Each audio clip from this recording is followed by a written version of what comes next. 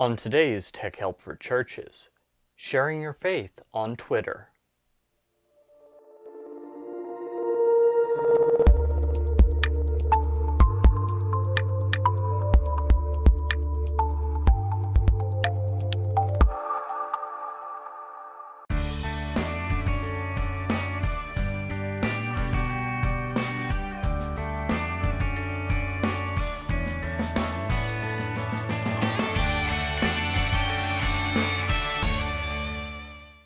Hi, and welcome again to another episode of Tech Help for Churches. This is the show where every week we talk all about using the web, new media, social media, etc. in your church. My name is Paul Allen Clifford, and I'm your host. I'd love for you to ask your questions and join the conversation, by the way. So just do so right below the video. If you're watching this on video, if you're listening to the audio, drop me a line either at paul@trinitydigitalmedia.com or Paul Allen Cliff, PaulAlanclif on Twitter, which is what we're talking about today.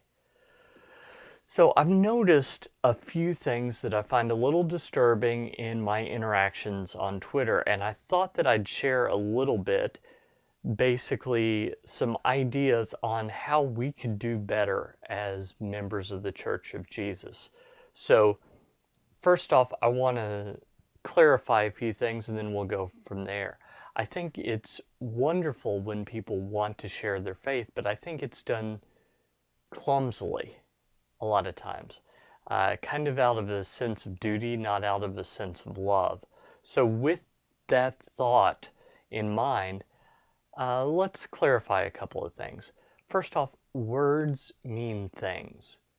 What I mean by that is, depending on who you're talking to, you use different words.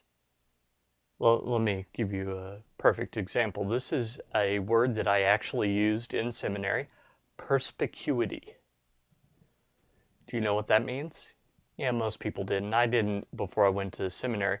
It means that Scripture is clear enough that a person of average intelligence could reach a saving knowledge of Jesus just through reading it. Perspicuity.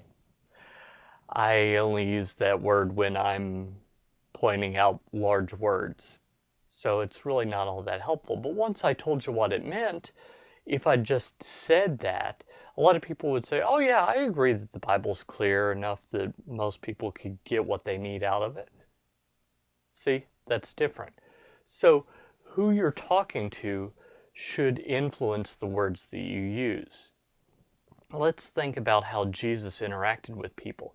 He talked all about things like yeast and seeds, just normal things that the people that were talking to him could understand.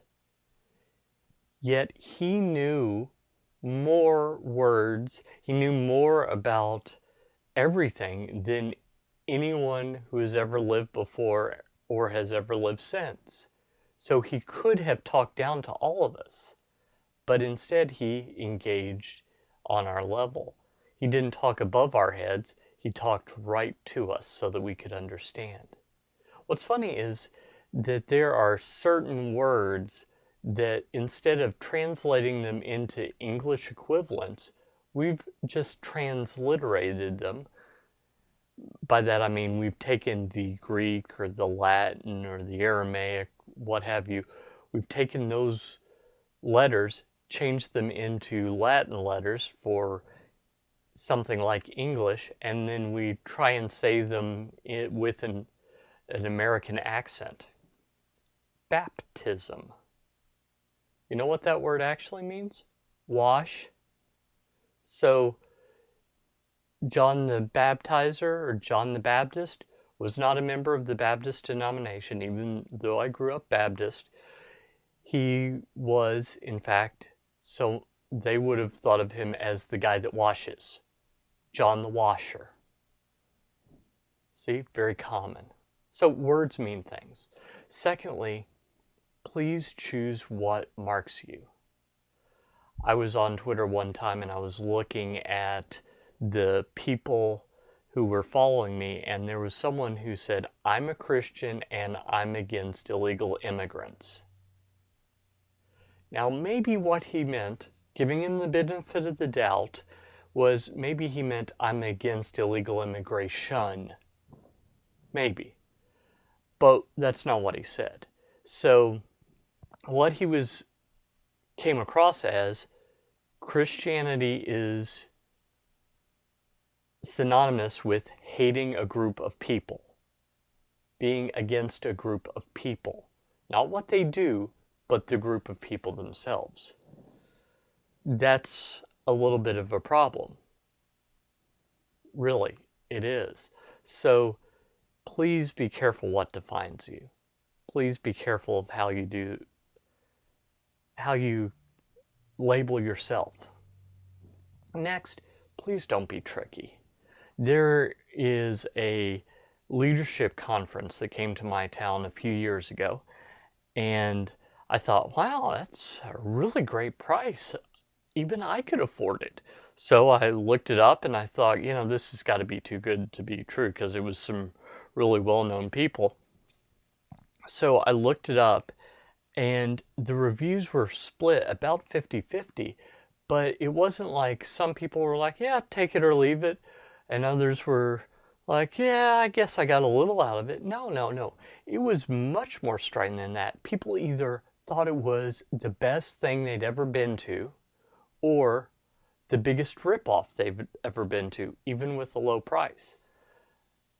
Further research showed that this was a Christian conference, but it wasn't advertised like a Christian conference. It was advertised like a secular leadership conference.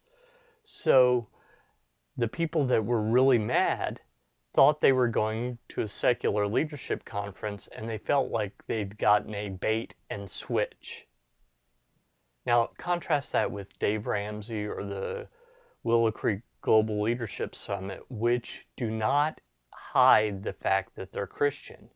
If you get there and you don't know that they're Christian, that's your fault. You just have not been paying attention, because they're way out in front with it.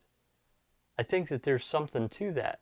With this conference that I will not name, it felt like we're ashamed of who we are until we've got you here, and then we'll sucker you in. That's no good. That's not what the gospel's about. Please be forthright. We're not trying to hook fish. We're trying to help people. Next, remember that people already know they're sinners. Now, they may not use the word. In fact, they might find the word offensive. But what I mean is, they already have regrets.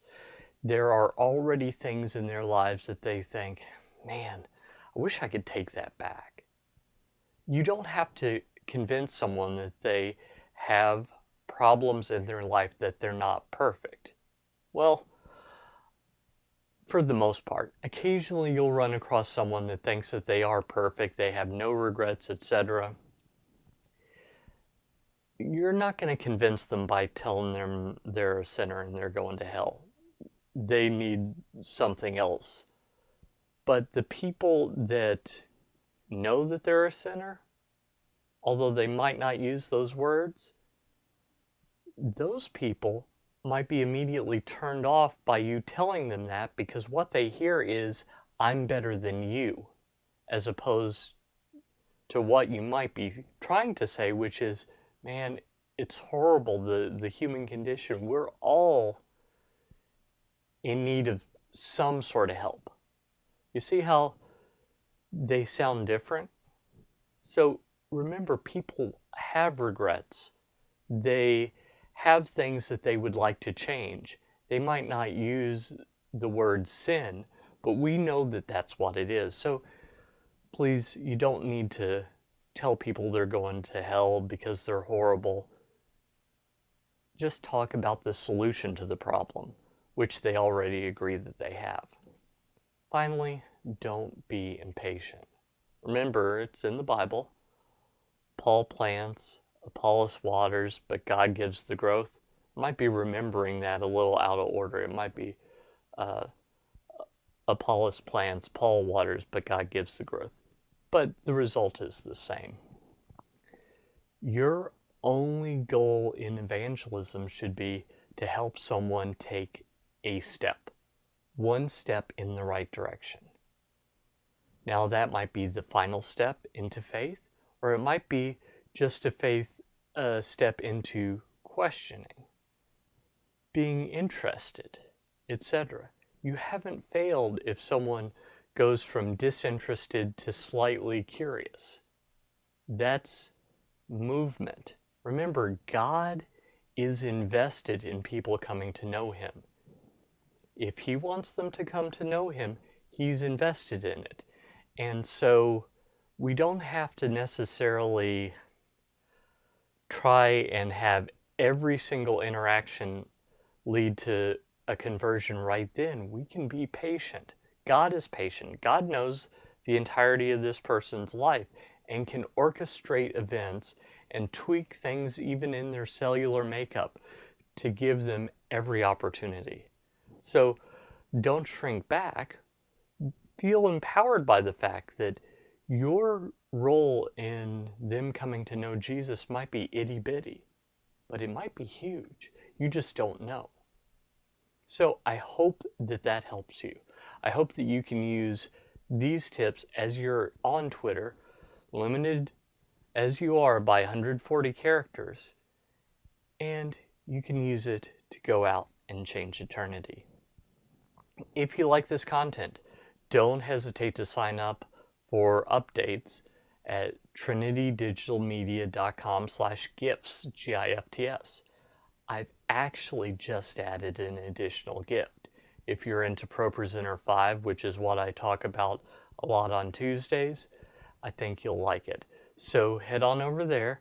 You can also get the electronic copy of Tweeting Church or my video course. Any of those things are available for you. Till next time, this is Paul Allen Clifford with TrinityDigitalMedia.com.